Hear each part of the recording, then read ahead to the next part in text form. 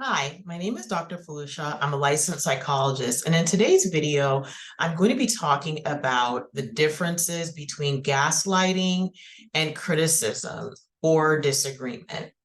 And the reason I'm doing this video is because it's really important that as you watch this content, you start to understand the nuances and the subtle things that abusive and manipulative and toxic environments people do to try and get control. And so at first, if you listen, if you listen or watch one of my videos on gaslighting, on the surface, you might think, well, how is this different from two people being in a disagreement? And so it's really important that you watch the other videos on gaslighting and even read about it just so that you can understand what gaslighting is and what it is not.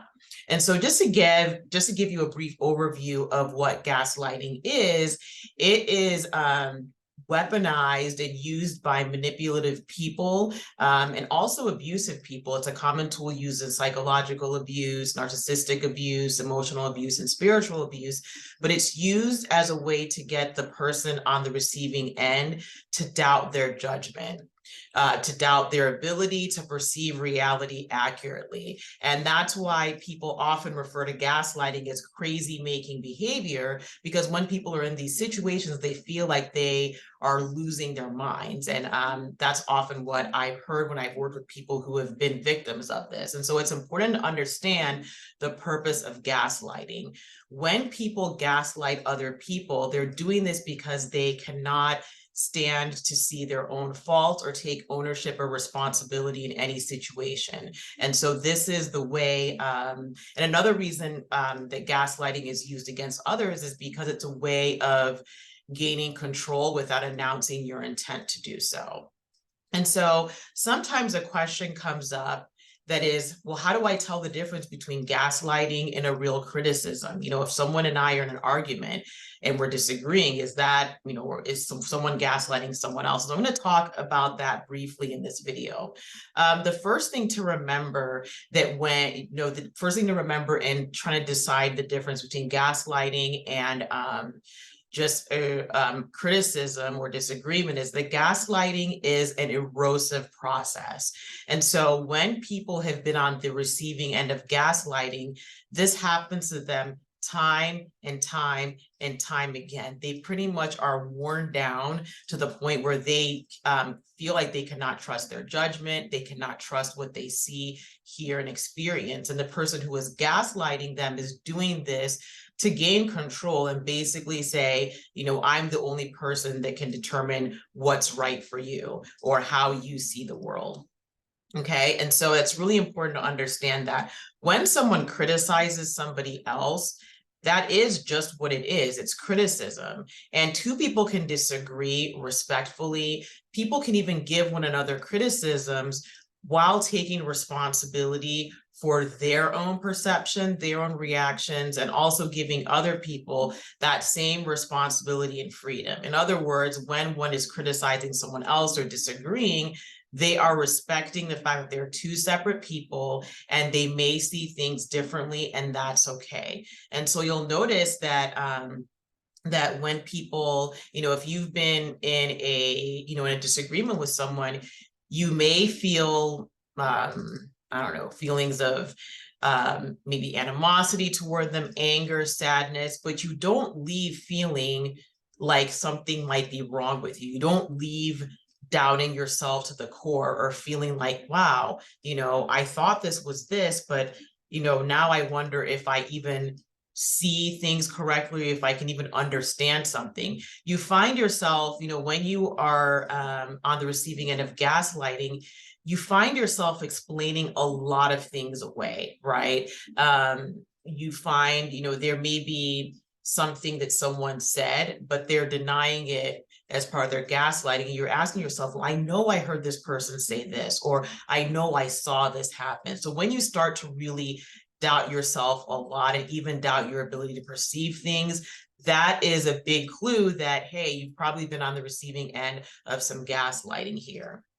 Another thing to think about with gaslighting and criticism or disagreement is the timing of it, right? People who engage in gaslighting do this because they cannot stand to have the spotlight be on their bad behavior or their hurtful behavior, right? And so they want to put the focus on you. And so oftentimes people experience gaslighting when they are bringing up a concern, or when they're telling somebody, I didn't like this, or can you explain this, or just, explaining something that made them uncomfortable they didn't like. It's almost as if gaslighting, in my opinion, tends to occur when the person who is on the receiving end of the gaslighting is trying to stand up for themselves. They're trying to either enforce a boundary, or they're trying to call that person out on something that they know was not right. And so, for instance, with, let's say that two people are in an argument about something, right? And one person says, I didn't like how you made that joke about whatever it is. Maybe the person made a joke that they found insensitive, right? If two people are disagreeing, one person can say, well, look, I didn't mean it this way, I'm sorry, or, explain more about what happened. But the person who made the joke is taking responsibility for their actions and saying, you know what, I understand, your perspective. They may not agree with your perspective, but at least they're willing to hear it out. When somebody is gaslighting, they will try to make the other person feel like there's something wrong with them for bringing it up. So the spotlight, they're basically deflecting the spotlight, and they're saying, look, you're the one with the issue. They may say things like, you're oversensitive, you always read into things in the worst way possible, and they'll go on and on without ever acknowledging or addressing, number one, their own behavior, or number two, the root of the problem. Now, the thing that's really difficult for people sometimes to accept about, people who are manipulative, who use gaslighting, is that two things could be true at the same time, right? So somebody could tell that person who said, I found that joke insensitive, like, yeah, you know what, you're too sensitive. That person could be too sensitive, right? And, whether that's debatable, but maybe that person is more sensitive than other people, right? But that still doesn't negate the fact that that person's joke hurt the other person's feelings, right? And so when somebody is gaslighting, they are putting the emphasis on that person and what's wrong with that person. It's almost like they want to punish them for bringing up a complaint or something they don't like. So they might say, well, you're too sensitive, you're always nagging me, you are overreacting, what is the big deal?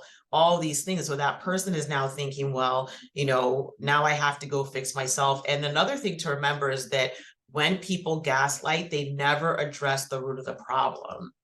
And so the next time you're in an argument with somebody, perhaps, or, there's some kind of uncomfortable exchange, ask yourself, was the root of this issue really addressed? The reason why gaslighting can be so effective, unfortunately, is because it relies on a lot of deflection.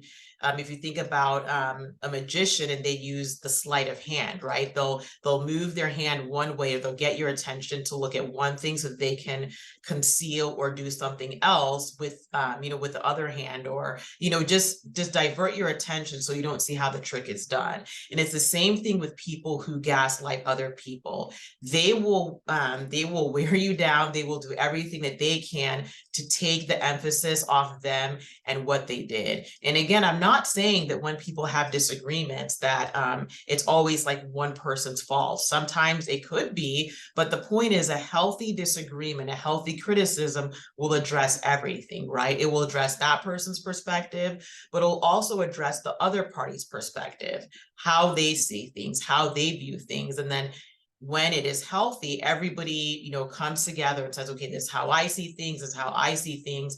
And even if you disagree, you are not being punished for bringing up your perspective. And so another thing that I think that can differentiate gaslighting from other types of interactions is that gaslighting feels punitive. So I'm going to take a moment here. If you haven't already subscribed, please subscribe to this channel. It would really help the channel out. And also it will help people who could benefit from this content to see it as well. So if you haven't already, please like the video, please share it with somebody who you think would benefit from it, and then subscribe if you haven't already. And then also comment too. I love to hear from all of you in the comments, and I really like engaging with you all in the comments. And your comments and helpful tips really help other people. So please be an active participant in the comment section. So back to what I was saying before about gaslighting and how it feels punitive. And so that's also something to remember. And, you know, when we think about gaslighting behavior, the person who is on the end of gaslighting, or not the end, but the person who is dishing out the gaslighting, for lack of a better term, is not really taking any responsibility for anything. They have this fear of taking responsibility for things and for appearing wrong or apologizing. And so because manipulative people who psychologically and emotionally and spiritually abuse people, they have a very, they're very attached to the fact that they have to appear right, they have to appear in control at all times. So they are unwilling to make concessions. In the case that someone does apologize, who is a gaslighting person, they will say things like, well, I'm sorry you feel like I'm the worst friend in the universe, when that's isn't what you said. And the reason they say this, again, is to destabilize you, because now you are put in the position to defend yourself and your perception of them and say, well, no, I don't think you're a horrible friend. I'm just bringing this thing up because it bothered me. And so that's a way that gaslighting, another way that gaslighting can occur. You know, if this was a healthy disagreement, the person could have said, you know, I'm sorry I hurt your feelings by doing this, and, you know, I'd like to be a better friend, or I'm sorry if this has affected our friendship. And then the other person can, you know, talk about what their issue is. And even the person who, you know, is apologizing can also bring up their own criticism and say, well, you know what, even though I apologize, I also would have really appreciated if you brought this attention to me, brought this to my attention sooner, so this issue would not have built up. And so you see, in that type of exchange that I'm describing, the person who is apologizing is taking responsibility for their behavior, but they're also asking something of the other person, saying, well, you know what, next time, you know, please do this, or I'd appreciate it if you've done this. And so both parties are acknowledging their hurts, but also acknowledging what they can take responsibility for. Okay, and again, this is just a general guideline. You know, I can't cover every single example of what would happen in these types of videos, so use your judgment. But generally, that's how healthier disagreements work, is that people taking responsibility for their stuff and also acknowledging the other person's perspective. And another thing I wanted to say about that is that there's a video that I have about the JADE method, JADE, which means don't justify, argue, defend, or explain. And I go over all those things when you are engaging with somebody who's gaslighting you. When somebody is gaslighting you, though, they are often trying to elicit that behavior from you. So if you go to the example I talked about before, when the person, you know, said that this joke was insensitive, and then the person, the gaslighter, so to speak, would say, well, I'm so sorry you think I'm the most horrible friend in the universe, and that I mean nothing to you. I'm so sorry that I'm such an awful person. See, what that does is the person who's on the receiving end of it now feels like they have to justify their criticism, right? They feel like they have to defend themselves. It's a way to kind of destabilize you and make you lose your footing when you're talking with the other person, and it doesn't even address the issue at hand. And so these are some questions that I want you to think through to understand the difference between gaslighting and criticism. The first thing you want to ask yourself, like I talked about before, is the timing of it, right? If this is coming up as a response to you bringing up something with somebody else, gaslighting is done, again, to take responsibility away, to deflect from what their issues are. I think that when healthy criticism and healthy disagreement is occurring, it's coming from a genuine place, not to take the spotlight away from the person who is bringing up the criticism, right? Somebody who wants to criticize somebody, and there's nothing necessarily wrong with criticism, it just depends on how it's done. So somebody who is going to criticize someone else is going to do it from a place of health and security, not to avoid responsibility for what they are doing. And they definitely want to acknowledge the other person's perspective. So think about the timing of it. Also, like I said, think about the intent and how frequently it occurs. And when people who are survivors of psychological abuse, narcissistic abuse, emotional abuse, and spiritual abuse, when they talk about their experiences with gaslighting, it happens over and over and over again. It's erosive. And when it's done that way, it makes it very difficult for that person to have, first of all, the emotional energy to fight back. And then number two, it's difficult for them to really have faith in the fact that their judgment and their perspective is valid, right? And when I say valid, it means their internal experience. Nobody can come and tell you this is what your internal experience is or what it should be, right? But that's what people who are gaslighting, that's what they do.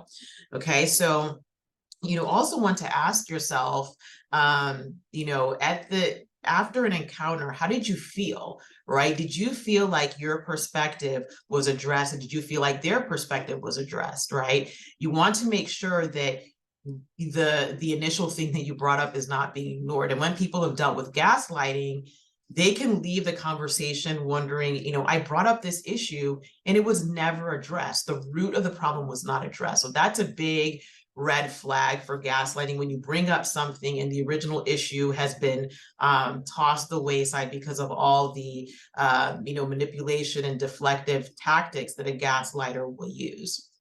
Okay, and so again, you also, when you think about that, you also want to make sure that after you leave that situation, how do you feel about yourself? Do you feel, again, like kind of like you're not sure about reality? Do you find yourself doubting what you saw, what you experienced excessively? Now, everybody deals with self-doubt, right? And sometimes when you are engaging in an argument with someone, you realize, oh, you know what, I realized I didn't see things from that perspective.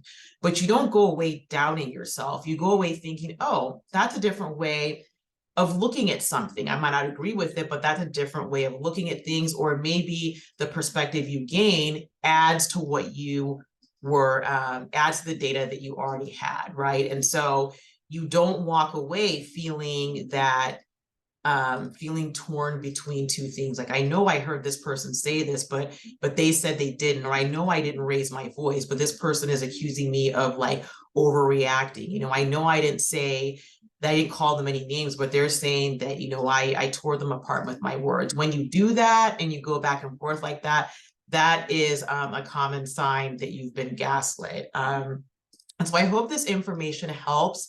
Like I said, please review the other videos that I have on the topic of gaslighting, because it will help you understand this a lot more.